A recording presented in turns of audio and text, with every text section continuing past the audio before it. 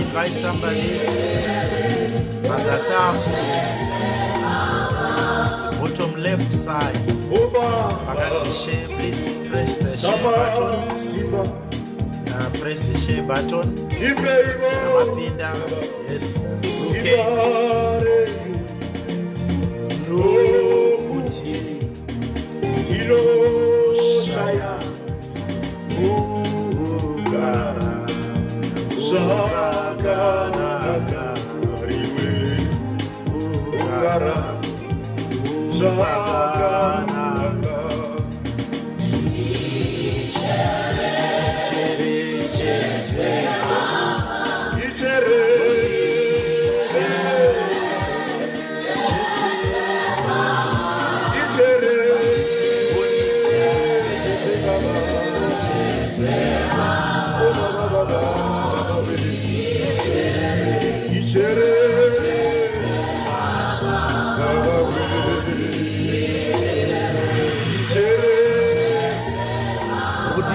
Loud and clear.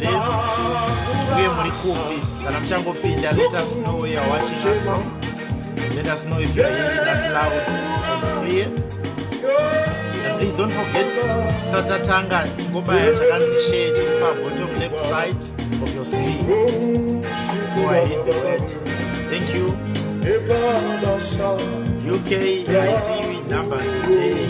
Thank you. I also saw another USA. I saw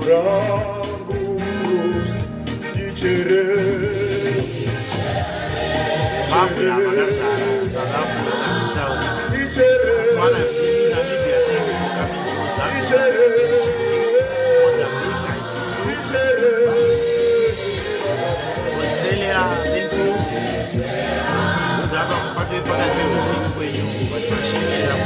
God bless you.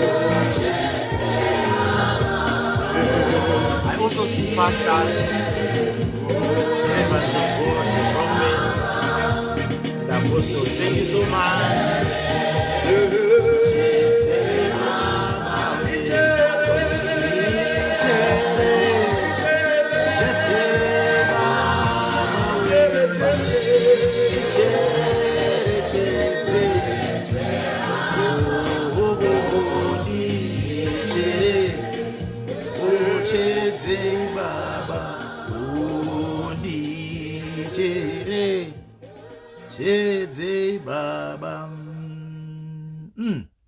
Mazonga wanzoti kana zvikange zvarema tomanya pari wayayo unonzwa you receive certain power to just go on and continue whatever that you'll be doing by God's grace. Good evening. Good evening. Toda kutenda Mwari yeZambia Dakona Jamestown aiwa doko edu. I see you. That's Dallas loud and clear. That's fine. Thank you so much. I'm going to be reading the word I don't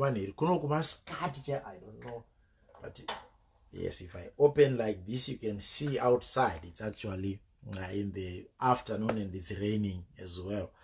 But inyasha dzamwari kuti tiri kungosanganiswa different timelines, but the grace of God makes us be here. Just confirm, I need 1 or 2 people to just confirm our sound is okay before I go on to read here. I just need 1 or 2 people to confirm that our sound is okay. So mwari vachitira zvakanaka. Wow, thank you Mozambique. I had acknowledged you already. Thank you so much. Scotland, thank you so much. Ireland, I also see you. Thank you. Wonderful, wonderful. I've got my daughter from Kenya. Thank you so much, Kenya, for tuning through.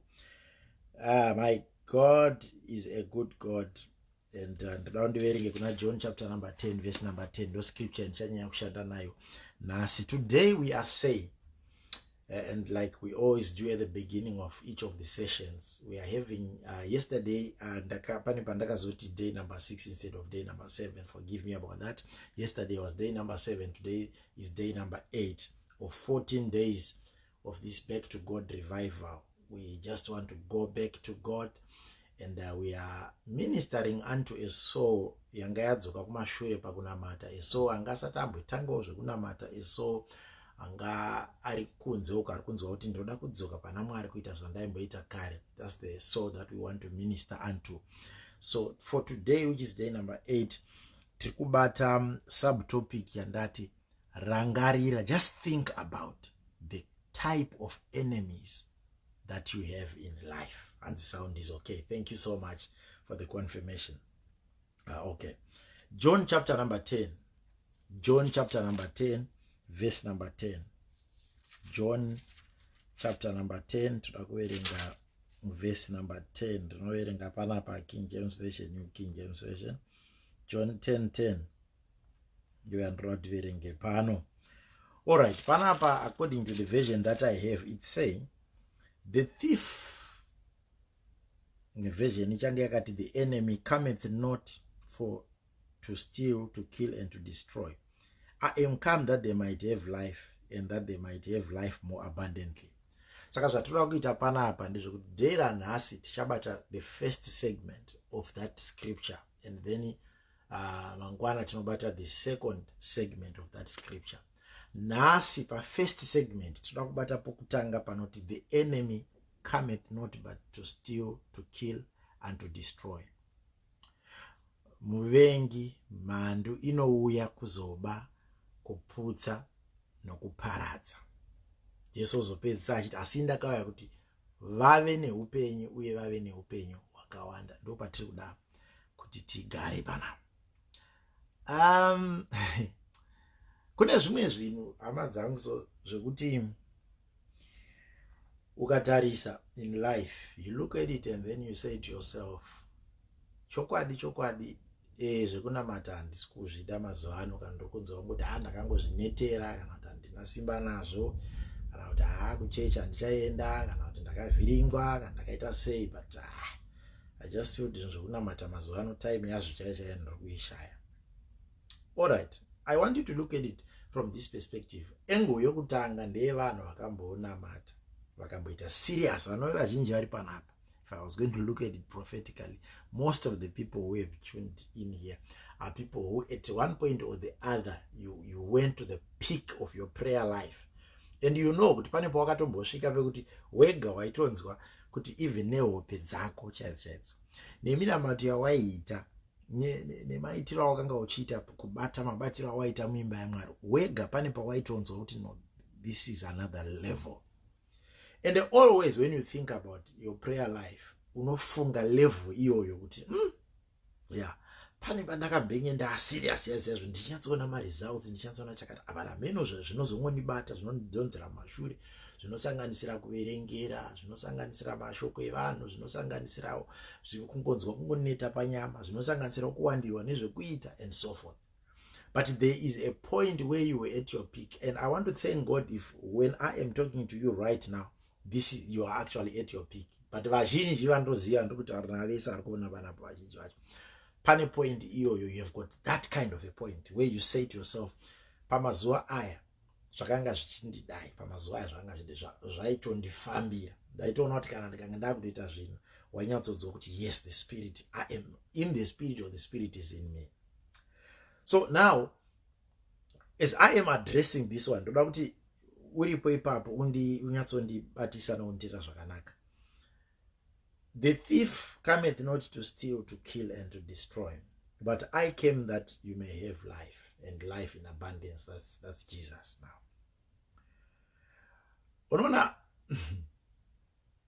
ukaona Jesu akuti muvengi anouya kuti atsvage kuba, kuputsa nekuparadza, kureva kuti the fact yokuti una Jesu haichatauri kuti hausisina ma-enemies. Yes, you may, the Bible says love one another, and we all love one another, and when you're a child, the more you become connected to God, and the more you become a child of God, the more you actually rub out hating people around your life. But iwewe wakadaro usina waunovenga, azvitadzise vari kunze kuti vakuvengi. Zvokuti uri kutonamata izvozvo zvega zvinotokusimudzira chimwe chiyero chevavengi, imwe level yema enemies into your life, just because you have chosen Christ over the devil.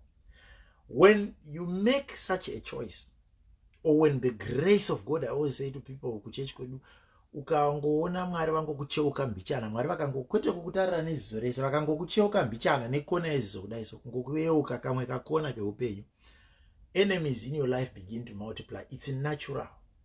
Zvinotoitika izvozvo kuti paunotanga kungosumuka vakutotanga vanhu vaya, ende hauna zvaunogona kuvaita. Hazvinene kuti uri kunamata stereki, hazvinene kuti mazuva uri kutsanya, uri kunzwa mweya maningi.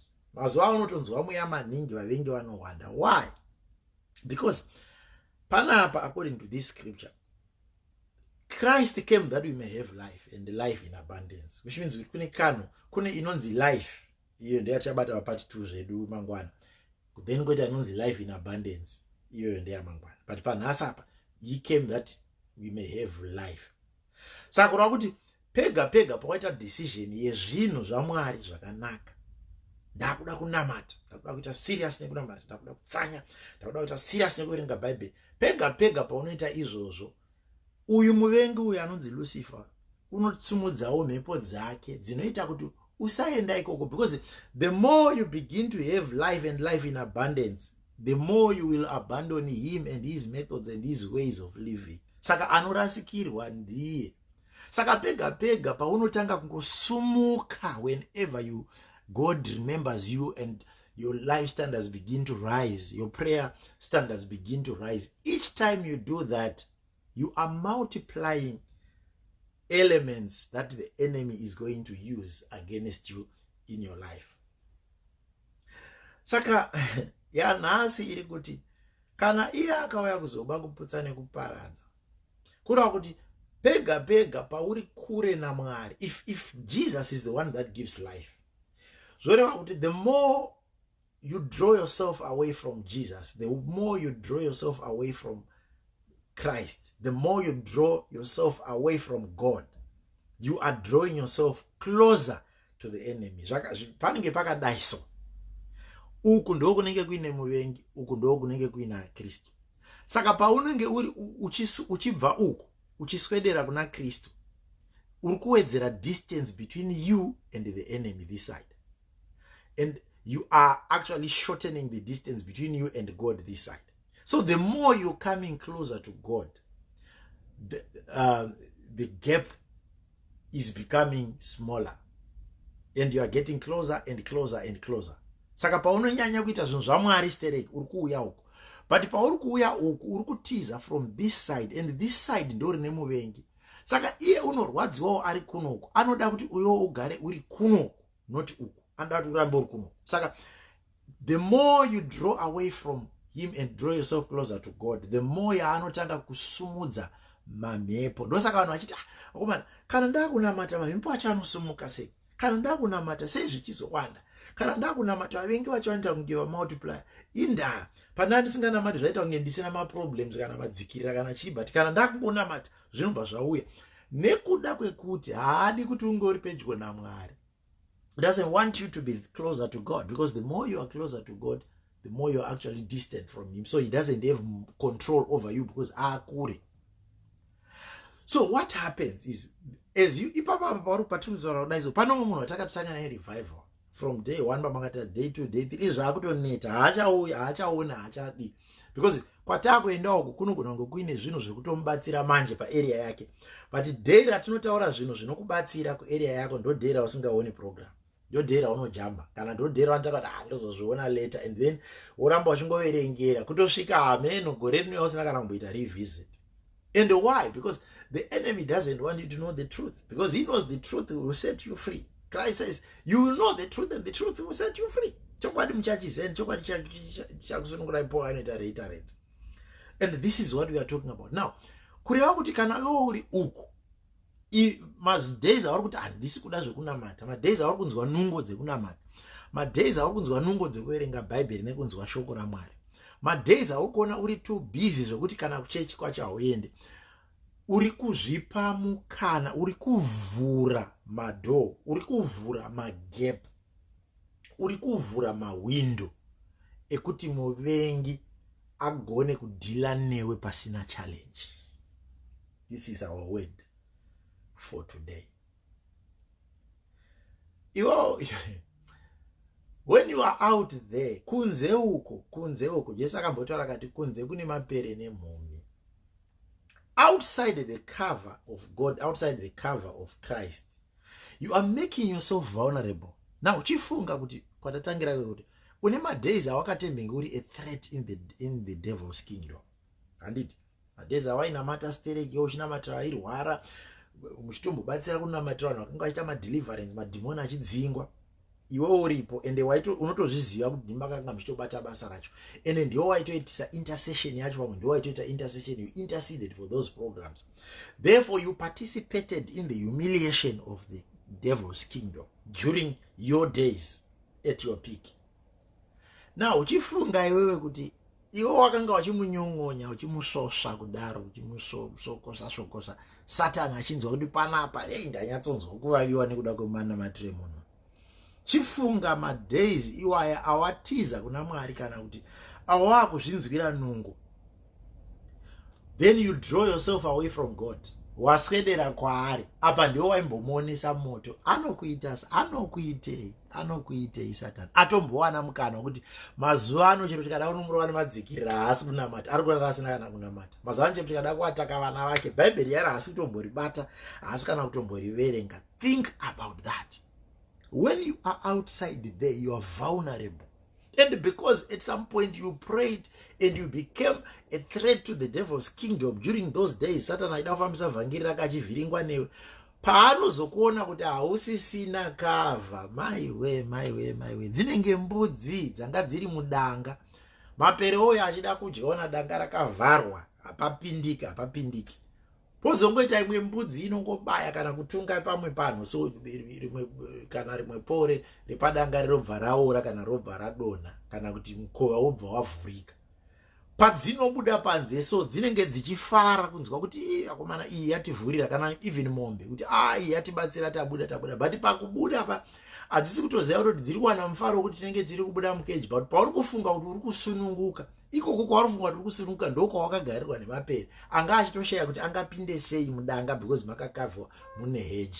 That's exactly what you are going through right now.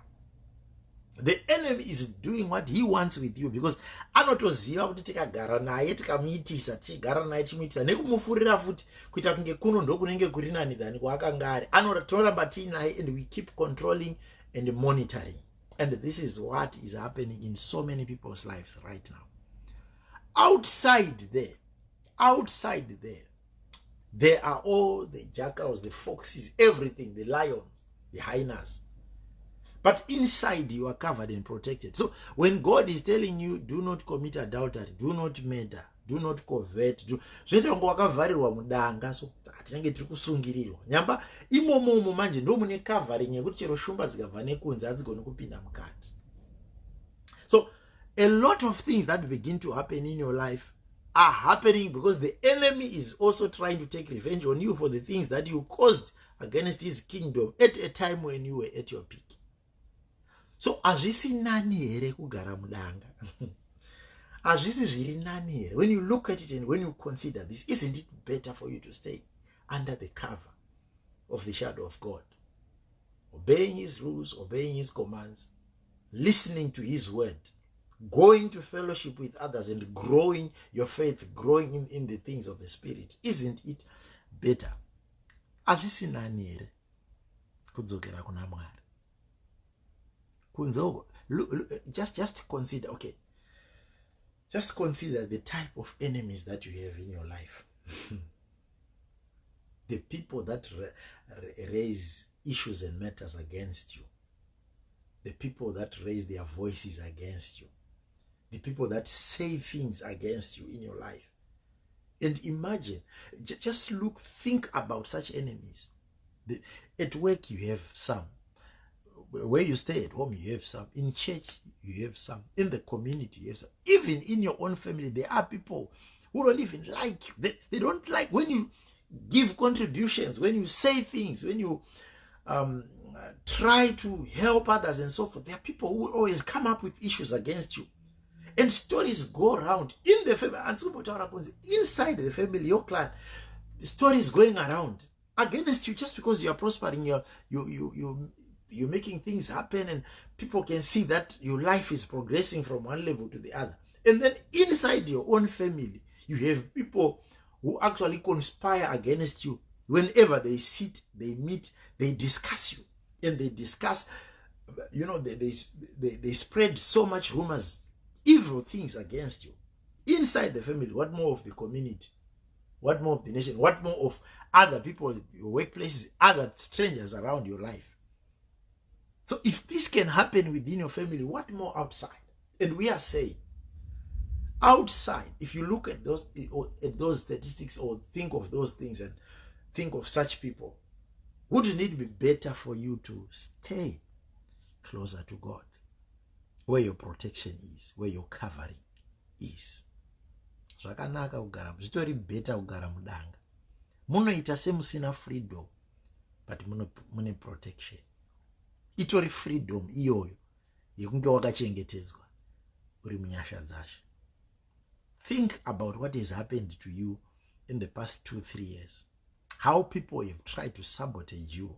How people have tried to sabotage your works. Think about how people have been saying, even on such social media platforms, how people have been saying bad things about you, things that you know you never did.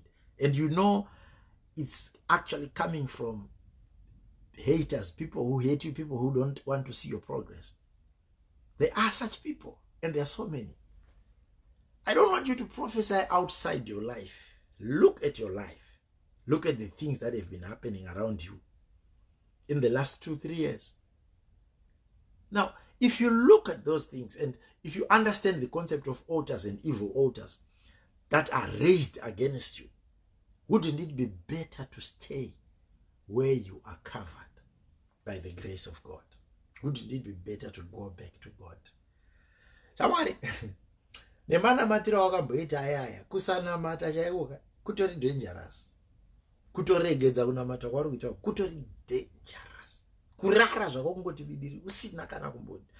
Even the Lord's Prayer chaicha zvitori dangerous, because type yemhandu, type yevavengi vari kusumuka, iwe unogona kungochida vanhu vese, because that is what the Lord commands us to do. And I love all people. This is why I'm always smiling all the time. I love you all. I love all people. But that doesn't stop people from hating me, even for no reason. Even some people who have never seen me in life, they will pass judgments on me for things that they have heard about me, things that they have not seen, things that they don't know. Now, if you have got such people in life, aufungire kuti kugara muna Mwari kuri better. It's better you go back. Kurega kunamata hamwe tikatoregedza tikati anhu handichada zvokuda. Satani anoita pati kuita pati chaiyo kuti vakomana tazozviwanira pano, tazozvinedza takagofa uku mukingdom mako.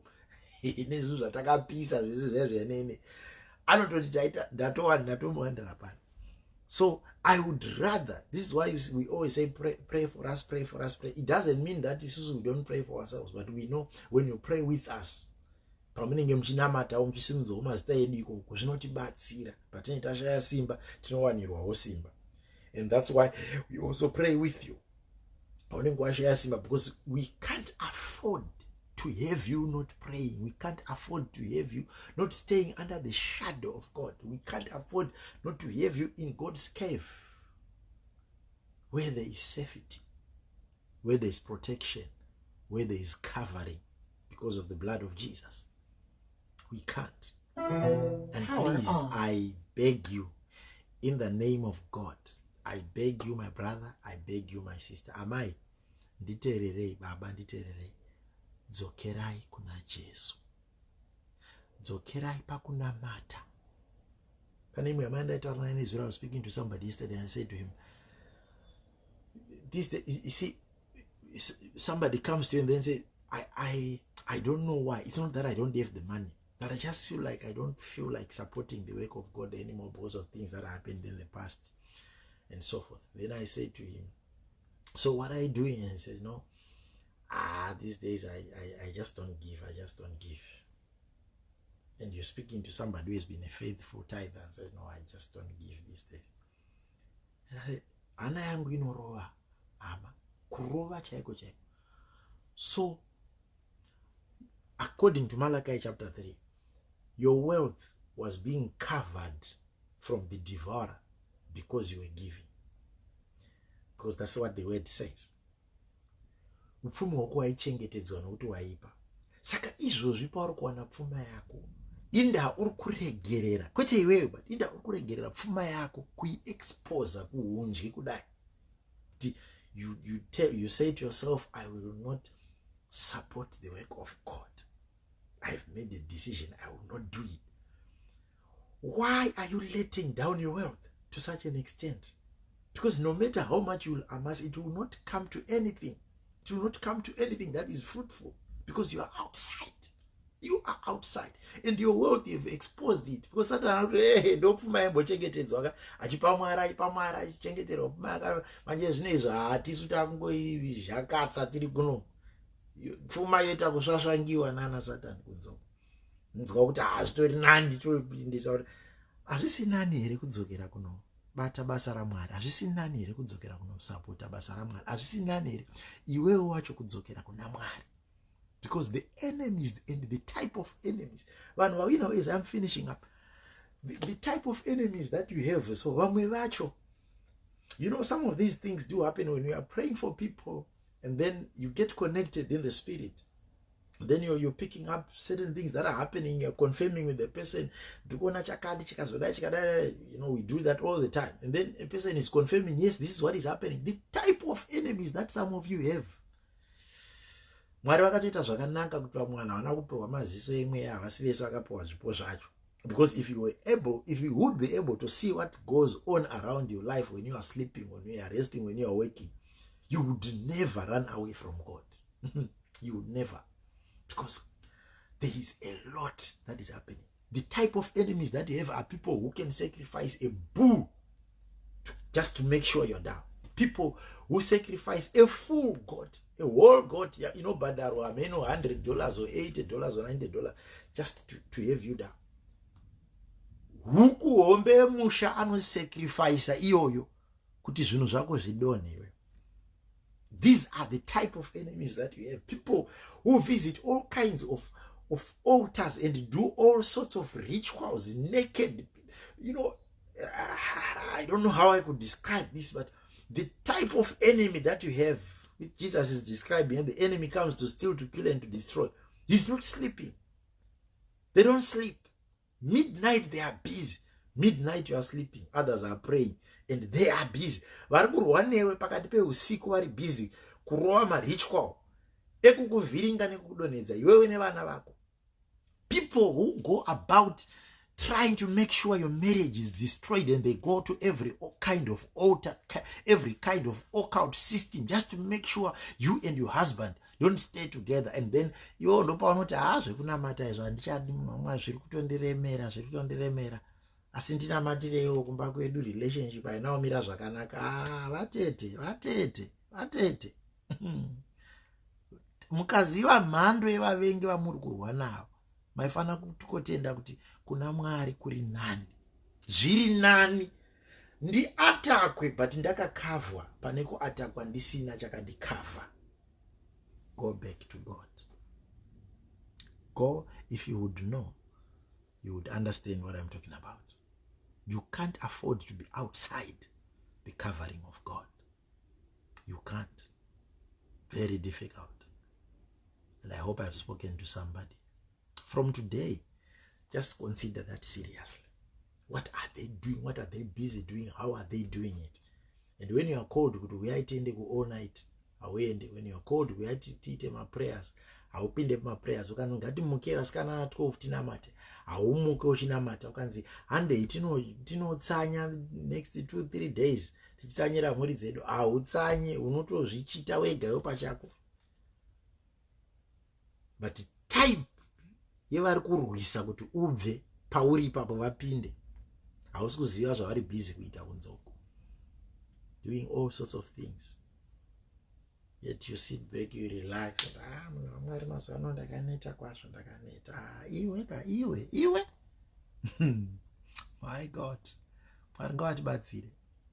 May God help us. May God help us. May God help us. May God help us. Seriously. Let's go back to Him. Let's go back to Him. Dzokera church. Unonamata. Kana waisevha muimba yaMwari, dzokera unosevha. Kana waitorova maprayers midnight, tanga kumuka urove futi midnight wayo. Kana wainamata usati warara, wedzera unamata nemangwanani.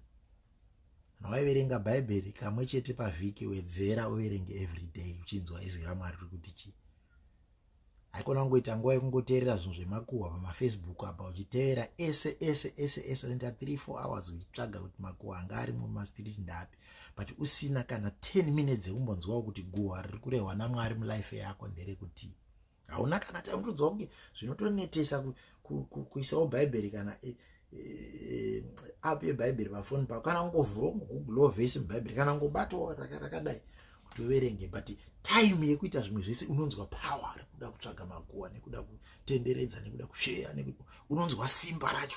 Even kutokoka ivava ndikuti invite somebody to come and hear this word. Unotonyanzwa ningamukokana. But dai ndandiri kutaura nyaya dzemakuhwa panapa, waitoona kuti in no time patoine ma1000s evanhu vanenge vanoshare vasina kuudzwa kunzi share, vanodaidzana vasina kunzidaidza. Ukanzwa mweya wako uri ikoko, zvaganyasha nguva uchiinayo.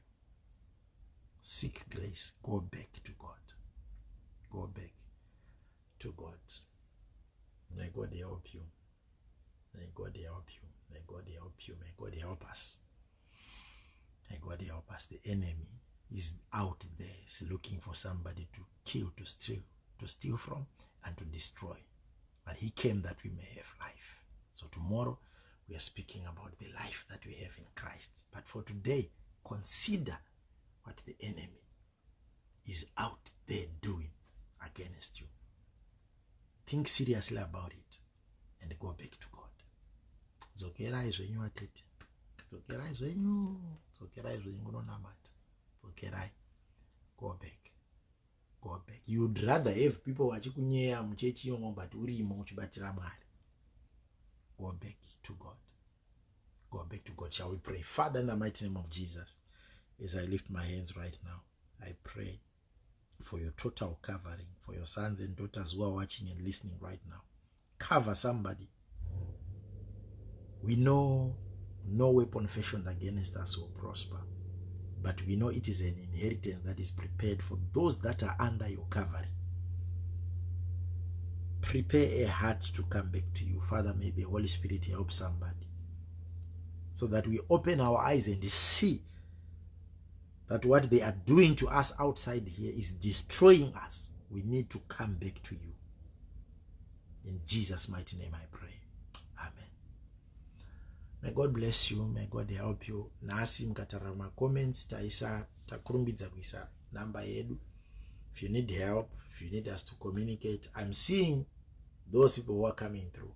You can come through onto our Facebook platform, inbox on this page, or you come to our WhatsApp platform. I'm happy for those who are coming through and we are engaging with you. I may have spoken to you today. If I have spoken to you, maybe you've never given your life, you've never been serious about giving your life to Jesus ever in your life, and you feel after this broadcast that maybe you need to try to do it. You need to do it. Just come to our WhatsApp platform, +27789999381, +27789999381. I've posted it and I've pinned on the comments. You can pick it up from there as well. Nevamwe vanonzwa kuti ndanyanya kugara kunze kure naMwari zvakanyanya. I don't know what has been going on around my life, and you need help. Come to that WhatsApp platform or come on our Facebook platform, the inbox. Send an inbox message and let's see what we can do together and help one another. May God bless you. May God keep you. Especially, may God open your eyes that you may be able to see what people are doing around your life. And I pray that you then decide to run back to God for your protection and for your covering. In the name of the Father, and of the Son, and of